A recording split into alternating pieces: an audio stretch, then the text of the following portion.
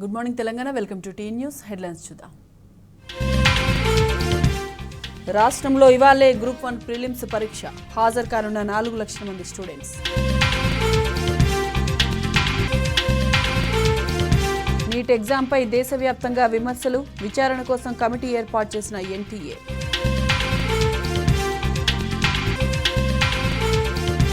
ఈనాడు సంస్థల అధినేత రామోజీరావు కన్నుమూత. ఇవాళ రామోజీ ఫిల్మ్ సిటీలో జరగనున్న అంత్యక్రియలు.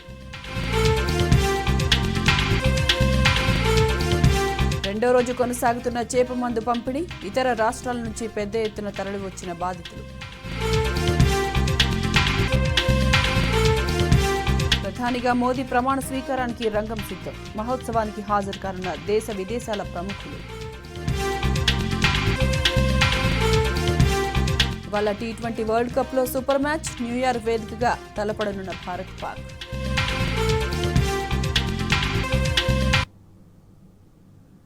రాష్ట్రంలో గ్రూప్ 1 ప్రిలిమినరీ పరీక్షకు టీజీపీఎస్సీ అన్ని ఏర్పాట్లు చేసింది. 31 జిల్లాల్లో పరీక్షా కేంద్రాలను సిద్ధం చేసింది.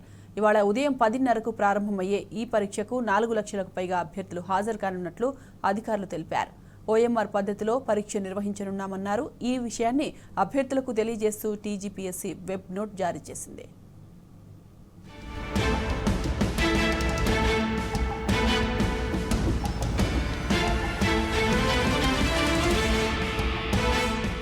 తెలంగాణలో గ్రూప్ 1 ప్రిలిమినరీ పరీక్షకు టీజీపీఎస్సీ ముమ్మర ఏర్పాట్లు చేసింది. ఈ ఆదివారం ఉదయం 10:30 నుంచి మధ్యాహ్నం 1 గంట వరకు జరగనున్న పరీక్షకు 31 జిల్లాలలోని 897 పరీక్షా కేంద్రాలను సిద్ధం చేసింది. 563 పోస్టులకు గాను మొత్తం 4.3 లక్షల ఉద్యోగార్థులు పరీక్ష రాయనున్నట్లు టీజీపీఎస్సీ అధికారులు తెలిపారు. ప్రిలిమ్స్ ను ఒక్క రోజులోనే పూర్తి చేసేందుకు ఓఎంఆర్ పద్ధతిలో పరీక్ష నిర్వహించాలని నిర్ణయించామన్నారు. ఈ విషయాన్ని అభ్యర్థులకు తెలియజేస్తూ టీజీపీఎస్సీ వెబ్ నోట్ జారీ చేసింది.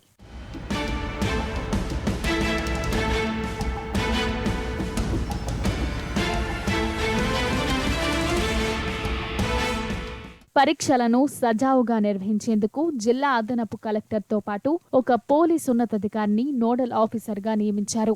ప్రతి 20 కేంద్రాలకు ఒక రీజనల్ కోఆర్డినేటర్ను అపాయింట్ చేశారు.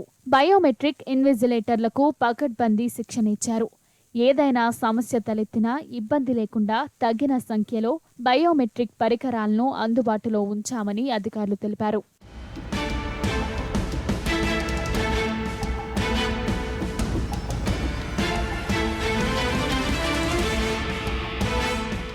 ప్రిలిమ్స్ ఎగ్జామ్లో ఓఎంఆర్ షీట్పై పేరున్న చోట అభ్యర్థి ఇన్విజిలేటర్ సంతకం చేయాలి.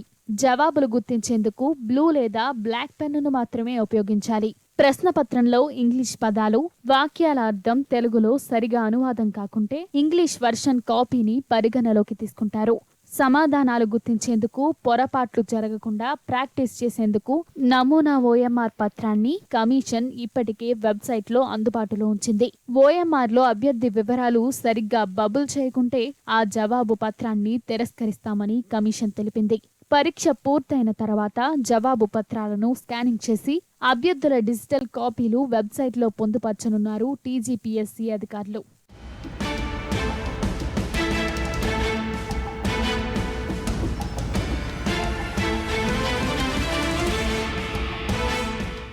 అభ్యర్థులు పరీక్ష కేంద్రానికి హాల్ టికెట్తో పాటు ప్రభుత్వం జారీ చేసిన passport, PAN card, voter card, Aadhaar card, driving లైసెన్సులలో ఏదైనా ఒక ఒరిజినల్ వెంట తీసుకువెళ్లాలి.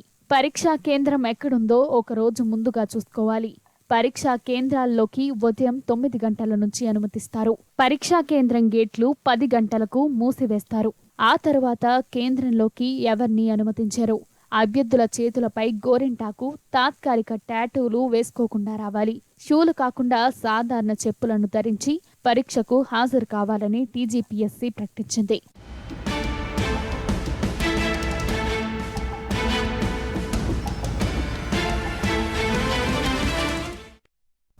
ఒకరిద్దరికి నెంబర్ 1 ర్యాంక్ రావడం కామన్. కానీ ఒకే పరీక్షలో 67 మంది టాప్ 1 ర్యాంకు సాధించడం అసాధారణం. నీట్ ఫలితాలు అదే జరిగింది. తెర వెనుక ఏమైందో, ఏం మంత్రాంగం చేశారో తెలియదు కానీ నీట్ రిజల్ట్పై దేశమంతా రచ్చ జరుగుతోంది. సరిగ్గా లోక్సభ ఎన్నికల ఫలితాలు వచ్చిన రోజే సైలెంట్గా నీట్ రిజల్ట్ రావడం అనేక అనుమానాలకు తావిస్తోంది. అటు విమర్శల నేపథ్యంలో ఒక కమిటీని ఏర్పాటు చేశారు. సమగ్ర దర్యాప్తు జరిపితే గానీ నీట్లో నిజానిజాలేంటో బయటికి రావు.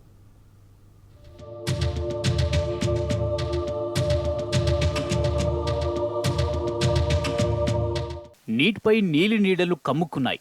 మొన్న సరిగ్గా సార్వత్రిక ఎన్నికల ఫలితాల రోజే హడావుడిగా ప్రకటించిన నీట్ రిజల్ట్ పెద్ద వివాదానికే దారితీసింది.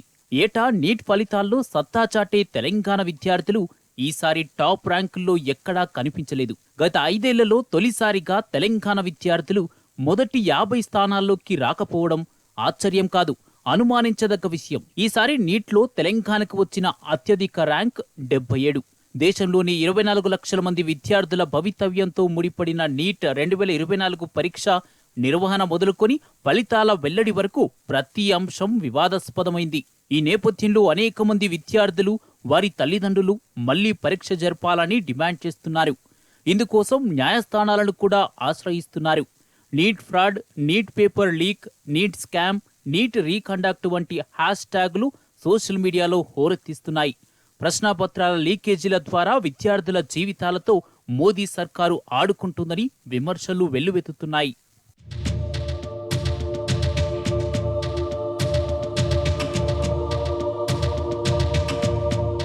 నీట్ ఫలితాలపై దేశమంతా అనుమానాలు వ్యక్తమవుతున్నాయని బీఆర్ఎస్ వర్కింగ్ ప్రెసిడెంట్ కేటీఆర్ అన్నారు. అసాధారణ రీతిలో 67 మందికి టాప్ ర్యాంకు రావడమేంటని ఆయన ట్విట్టర్లో ప్రశ్నించారు. సార్వత్రిక ఎన్నికల ఫలితాలు వెలువడిన రోజునే హడావుడిగా నీట్ రిజల్ట్ ప్రకటించారని అన్నారు. నీట్ ఫలితాల్లో అక్రమాలపై ఉన్నతాధికారులతో విచారణ జరిపించాలని కేటీఆర్ డిమాండ్ చేశారు. నీట్ పరీక్ష ఫలితాలపైన విచారణ జరిపించాలి. నేషనల్ టెస్టింగ్ ఏజెన్సీ ద్వారా నిర్వహించిన నీట్ పరీక్ష ఫలితాల్లో విద్యార్థులకు అనేక అనుమానాలు కలుగుతూ ఉన్నాయి. దేశవ్యాప్తంగా దాదాపు 24 లక్షల మంది మెడికల్ విద్యార్థులు ఈ యొక్క పరీక్ష రాయడం జరిగింది. ఈ యొక్క పరీక్ష ఫలితాలు చూస్తే చాలా ఆశ్చర్యం కలిగిస్తా ఉన్నది. ఒకే సెంటర్ లో ఉన్నటువంటి 6 విద్యార్థులకు 720కి 720 మార్కులు రావడం చూస్తే అనేక మంది అనుమానాలు వ్యక్తం చేస్తా ఉన్నారు. దీనిపైన కేంద్ర ప్రభుత్వం వెంటనే స్పందించి దీనిపైన ఉన్నటువంటి విద్యార్థులకు ఉన్నటువంటి అనుమానాలు నివృత్తి చేయాల్సిన బాధ్యత కేంద్ర ప్రభుత్వం పైన ఉంది. గతంలో ఏదైతే దక్షిణ రాష్ట్రాల్లో ఉన్నటువంటి ముఖ్యమంత్రులు కూడా ఈ యొక్క నీట్ పరీక్షను వ్యతిరేకించడం జరిగింది. రాష్ట్రాల స్వయం ప్రతిని దెబ్బతీసే విధంగా ఈ రోజు నీట్ పరీక్ష నిర్వహిస్తారని చెప్పినా కూడా కేంద్ర ప్రభుత్వం మొండి వైఖరితో ఈ యొక్క పరీక్ష నిర్వహించి దాదాపు దేశంలో ఉన్నటువంటి ప్రతిభల విద్యార్థులకు అనేక రకాల ఇబ్బంది కలిగించే పరిస్థితి నెలకొన్నది. అంటే ఈ రోజు నీట్ పరీక్షలు అనేక రకాలైన అవకతవకలు జరిగి కూడా ఇంతవరకు కేంద్ర ప్రభుత్వం స్పందించకుండా కాలయాపన చేసిన తరుణంలో విద్యార్థులు అనేక రకాల ఆందోళన చెందుతారు. కాబట్టి ఇప్పటికైనా కేంద్ర ప్రభుత్వం వెంటనే స్పందించి ఈ యొక్క నీట్ పరీక్ష ఫలితాలపై విచారణ జరిపించాలని చెప్పి డిమాండ్ చేస్తా ఉన్నాం.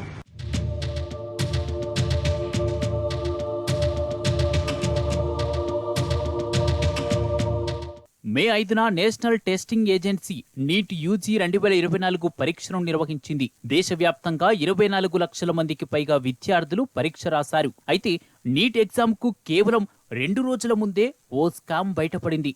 పరశురాం రాయ్ అనే ఓ ఎడ్యుకేషన్ కన్సల్టెన్సీ యజమాని తుషార్ భట్ అనే ఓ టీచర్ కలిసి అక్రమానికి పాల్పడ్డారు. గుజరాత్ కు చెందిన 16 మంది విద్యార్థులను నీట్లో అక్రమంగా పాస్ చేయించడానికి ఒక్కొక్కరి దగ్గర 10 లక్షల రూపాయల వరకు వసూలు చేసినట్టు ఆరోపణలొచ్చాయి. ఇక పరీక్ష జరిగిన రోజు ప్రశ్నాపత్రం లీక్ అయిందంటూ సోషల్ మీడియాలో పెద్ద ఎత్తున దుమారం చెలరేగింది. లీక్ అయిన ప్రశ్నాపత్రం ఇదేనంటూ కొన్ని ఫోటోలు ప్రత్యక్షమయ్యాయి.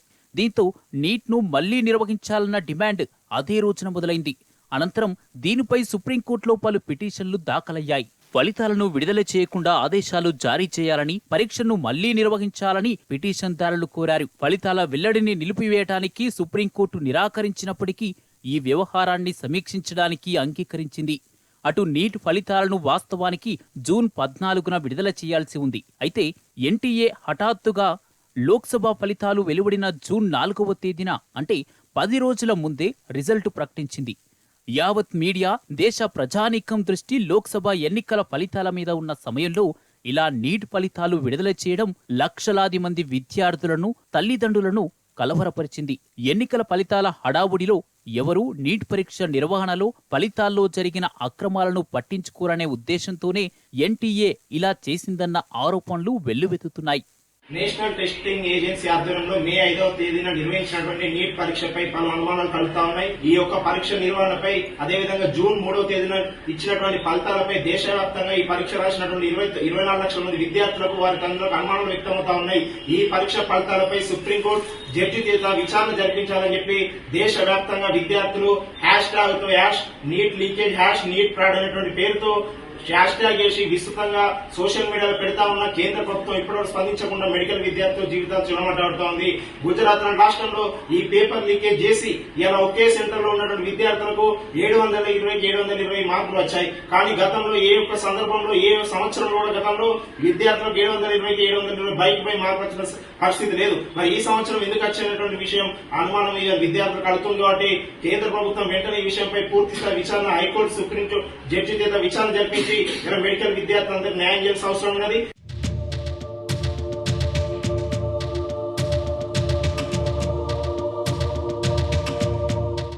నీట్ రిజల్ట్ పై పెద్ద ఎత్తున అనుమానాలు వ్యక్తం కావడానికి ఒక బలమైన కారణం ఉంది. ఏకంగా 67 మంది విద్యార్థులు ఈసారి 100కు 100% మార్కులు సాధించారు.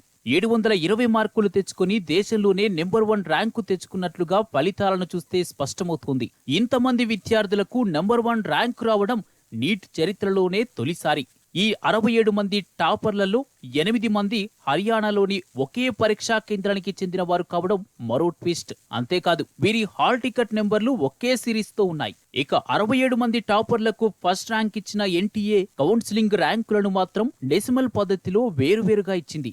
దేని ఆధారంగా ఈ ర్యాంకులను కేటాయించారన్నది మాత్రం చెప్పలేదు. ఫలితాల్లో చోటు చేసుకున్న మరో విచిత్రం ఏమిటంటే కొందరు విద్యార్థులకు 717, 718, 719 మార్కులొచ్చాయి.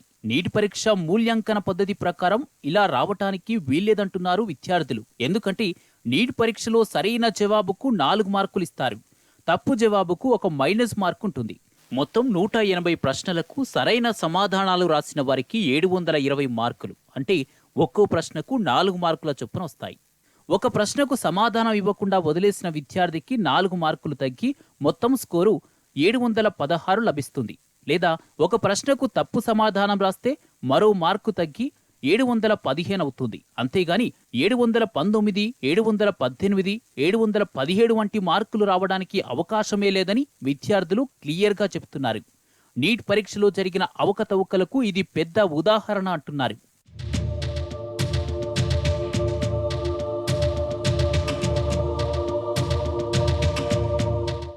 ఏదేమైనా నీట్ ఫలితాలపై ఉన్నత స్థాయి విచారణ జరగాల్సిన అవసరం ఉంది.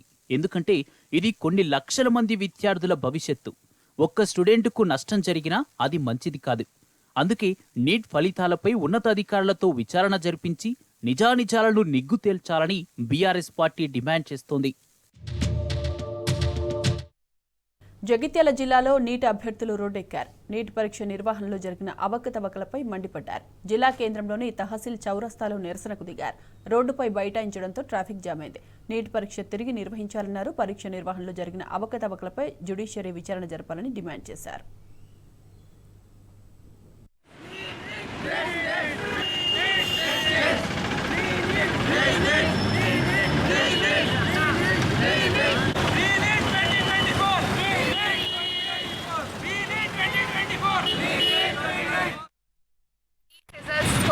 ధర్నా చేస్తున్నాము. నేను కూడా నీట్ ఎగ్జామ్ రాశాను. ఆ టెన్షన్ ఆ ప్రెషర్ ఎలా ఉంటుందో నాకు తెలుసు. ఒకటేసారి 67 మెంబర్స్కి ఫస్ట్ ర్యాంక్ రావడం ఇంపాసిబుల్. అదే కాకుండా నీకు కంప్లీట్గా 720 మార్క్స్ ఉంటాయి. 720 మార్క్స్కి 6 దాంట్లో 719, 718 మార్క్స్ వచ్చినాయి. ఏ నీట్ చదివిన వాళ్ళు ఏ నీట్ ఎగ్జామ్ రాసిన వాళ్ళైనా వాళ్ళకి తెలుసు లాజికలీ అలా మార్క్స్ రాకూడదు. ఇలా ఎందుకు వచ్చాయని ఎన్టీఏ వాళ్ళని అడిగితే ఇది గ్రేస్ మార్క్స్ ఇచ్చామంటున్నారు. గ్రేస్ మార్క్స్ ఆ కొంతమంది స్టూడెంట్ టాపర్స్ మాత్రమే ఎందుకు ఇచ్చారు? దేశంలో ఎగ్జామ్ రాసిన వాళ్ళందరూ ఎందుకు ఇవ్వలేదు? ఓన్లీ వాళ్ళిద్దరికి గ్రేస్ మార్క్స్ రావాల్సిన అవసరం ఏముంది? మాకు జస్టిస్ కావాలి. అందరూ విద్యార్థుల కొరకు పోరాడుతున్నాము. విద్యార్థులుగా మేము ఈరోజు జగిత్యాల తహసీల్ చౌరస్తాలో ధర్నా చేస్తున్నాము. NTA national testing agency conduct చేయబడుతున్న NEET NEET exam paper scam అయింది. దీనికి రుజువులు మన నీట్లో 180 క్వశ్చన్స్ ఉంటాయి. ఒక్క క్వశ్చన్కి 4 మార్కులు వస్తాయి. ఒక్క రాంగ్ ఆన్సర్కి -1 మార్క్ పడుతుంది. ఇక్కడ మనం చూస్తుంటే 719 మార్క్స్ వచ్చినాయి. ఇది ఏ విధంగా వస్తాయి? యాక్చువల్గా ఫుల్ మార్క్స్ పడితే 720 రావాలి, లేదంటే ఒక ఆన్సర్ రాయకపోతే 716 రావాలి. కానీ 719 ఎలా వస్తుంది? ఇక్కడ హాల్ టికెట్ నెంబర్తో సహా ఉంది. అలాగే ఒక స్టూడెంట్ కాదు, ఇక్కడ మనకి 718 వచ్చాయి. ఇలా ఎందుకు అడిగినారు అంటే గ్రేస్ మార్క్స్ అని వాళ్ళు సంబంధం చెప్తున్నారు. ఆల్ ఇండియా ర్యాంక్ 1 ఈ 70 సంవత్సరాలలో ప్రతిసారి 7 ర్యాంకులు లేకపోతే 5 ర్యాంకుల కన్నా మించి ఎక్కువ రాలేదు. అలాగే 2016లో 2 సార్లు ఎంసెట్ ఎగ్జామ్ రాసాము. ఈ విధంగా మేము కష్టాలు పడుతూనే ఉన్నాము. ఖచ్చితంగా ఎగ్జామ్ మళ్ళీ కండక్ట్ చేయాలని మేము విద్యార్థుల తరఫున. నాంపల్లి ఎగ్జిబిషన్ గ్రౌండ్లో 2వ రోజు చేపమందు పంపిణీ కొనసాగుతోంది. తెలంగాణ నుంచే కాకుండా ఇతర రాష్ట్రాల నుంచి సైతం వేలాది మంది ఆస్తమా బాధితులు వచ్చి బత్తిని సోదరులు ఇచ్చే చేపమందు తీసుకుంటున్నారు. ఇక్కడ చేపమందు అందని బాధితులకు తమ ఇంటి వద్ద మందు పంపిణీ చేస్తామని బత్తిని సోదరులు తెలిపారు.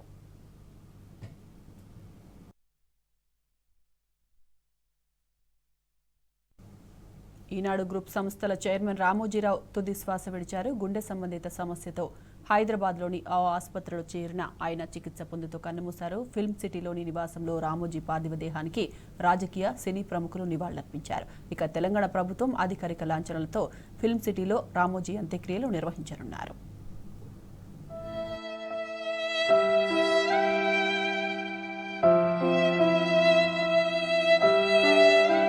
ఈనాడు గ్రూప్ సంస్థల అధినేత రామోజీరావు కన్నుమూశారు.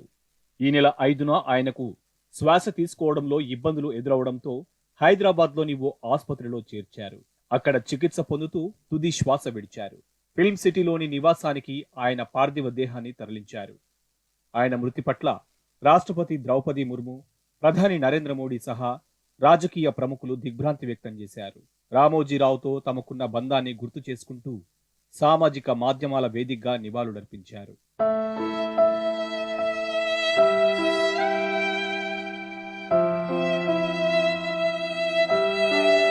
ఫిల్మ్ సిటీలోని నివాసంలో రామోజీ పార్థివ దేహానికి రాజకీయ సినీ ప్రముఖులు నివాళి అర్పించారు.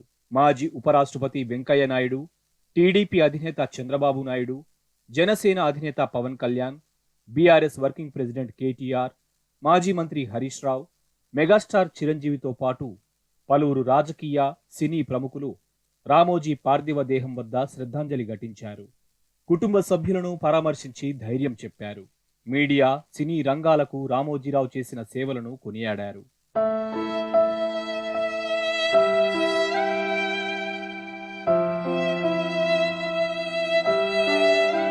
రామోజీరావు అంత్యక్రియలను అధికారిక లాంఛనాలతో నిర్వహించాలని తెలంగాణ రాష్ట్ర ప్రభుత్వం నిర్ణయించింది. ఈ మేరకు ఫిలిం సిటీలో ఆదివారం రామోజీరావు అంత్యక్రియలు నిర్వహించనున్నారు. ఇక రామోజీ మృతికి నివాళిగా ఏపీలో 2 రోజుల పాటు సంతాప దినాలు పాటించనున్నారు. మరోవైపు చలనచిత్ర నిర్మాతల మండలి ఆదివారం చిత్ర పరిశ్రమ బంద్కు పిలుపునిచ్చింది.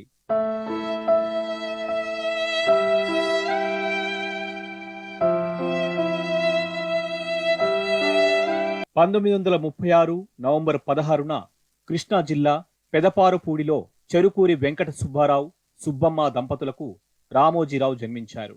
అక్కలు రాజ్యలక్ష్మి, రంగనాయకమ్మ తరువాత ఆయన జన్మించారు. కుటుంబ సభ్యులు రామోజీకి రామయ్య పేరు పెట్టారు. బడిలో ఉపాధ్యాయునికి తన పేరు రామోజీరావు అని చెప్పి తన పేరును తనే పెట్టుకున్నారు. ఇక రామోజీ మరణ వార్తతో ఆయన స్వగ్రామమైన పెదపారుపూడిలో విషాద ఛాయలు అలుముకున్నాయి.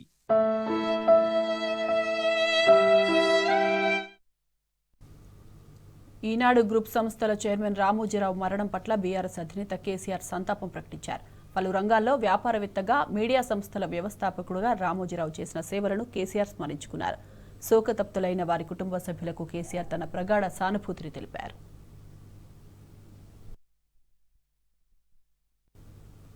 రామోజీరావు పార్థివ దేహానికి బీఆర్ఎస్ వర్కింగ్ ప్రెసిడెంట్ కేటీఆర్ నివాళులర్పించారు. రామోజీరావు భార్య రమాదేవిని కేటీఆర్ పరామర్శించారు. జర్నలిజంలో రామోజీరావు తనమైన ముద్ర వేశారని కేటీఆర్ అన్నారు. తెలుగు రాష్ట్రాలతో పాటు దేశ అభివృద్ధి కోసం రామోజీరావు పరితపించేవారని కేటీఆర్ గుర్తు చేసుకున్నారు.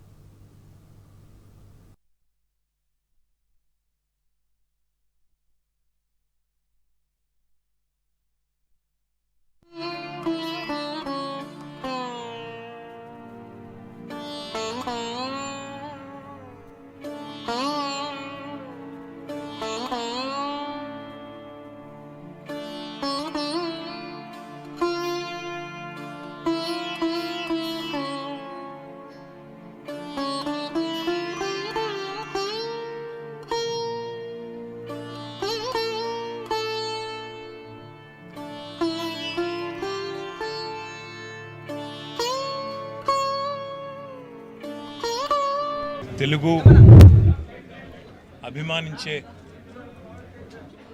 ప్రతి ఒక్క సోదరికి ఈరోజు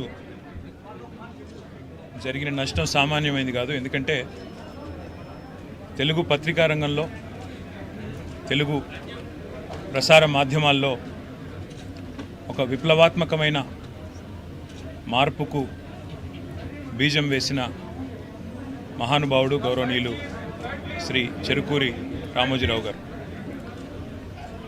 ఆయన ఈనాడు అనే పత్రిక స్థాపించిన తర్వాత తదనంతరం ఈటీవీ ద్వారా మళ్ళీ ప్రసార మాధ్యమాల్లో ఎలక్ట్రానిక్ మీడియా యుగంలో కూడా తనదైన ముద్ర, ఒక ప్రొఫెషనలిజంతో, ఒక విలువలతో కూడిన జర్నలిజానికి గుర్తుగా రామోజీరావు గారు చిరకాలం నిలిచిపోతారు. తెలుగు భాషని ఆయన అభిమానించిన విధానం, తెలుగు భాష అభివృద్ధి కోసం ఆయన తపన, అదేవిధంగా ఎల్లవేళలా రాష్ట్రం బాగుండాలి, దేశం బాగుండాలి అంటూ తనదైన శైలిలో ఎప్పుడు కలిసినా చిరునవ్వుతో భారతదేశం గురించి, అదేవిధంగా తెలుగువారు ఎక్కడున్న తెలుగువారి గురించి, తెలంగాణ గురించి, ఆంధ్రప్రదేశ్ గురించి మాతో ఎన్నో సందర్భాల్లో గొప్పగా చాలా విషయాలు, గతం గురించి, భవిష్యత్తు ఎలా ఉండాలనే దాని గురించి కూడా చాలా గొప్పగా చెప్పిన మహానుభావుడు రామోజీరావు గారు. చాలా సందర్భాలు గంటలు వారితో కూర్చున్నప్పుడు ఒక మొబైల్ ఎన్సైక్లోపీడియా లాగా మొదటి నుంచి భారతదేశ స్వాతంత్రానంతరం నుంచి ఈరోజు వరకు చరిత్ర ఎన్నోసార్లు ఆయన నోటి వెంపడ విన్న ఒక అదృష్టం కూడా నాకు కలిగింది. వాళ్ళ ఆయన లేని లోటు నిజంగా కూడా తెలుగు పత్రికా రంగానికే కాదు, ప్రపంచవ్యాప్తంగా ఉన్న తెలుగు వారందరికీ కూడా ఇది తీరని లోటు. ఒక యూనివర్సల్ స్టూడియో స్థాయిలో ఇవాళ రామోజీ ఫిలిం సిటీని నిర్మించాలనే సంకల్పం ఏదైతే ఉందో, విజన్ ఏదైతే ఉందో, అది నిజంగా ఒక విజనరీకి మాత్రమే సాధ్యం. ఆ విజనరీ రామోజీరావు గారు. ఆయన ఇవాళ భౌతికంగా మన మధ్య లేకపోయినా ఆయన జ్ఞాపకాలు, ఆయన ఆశయాలు, ఆయన యొక్క ఆలోచనలు తప్పకుండా భవిష్యత్తులో కూడా మనందరికీ స్ఫూర్తినిస్తూనే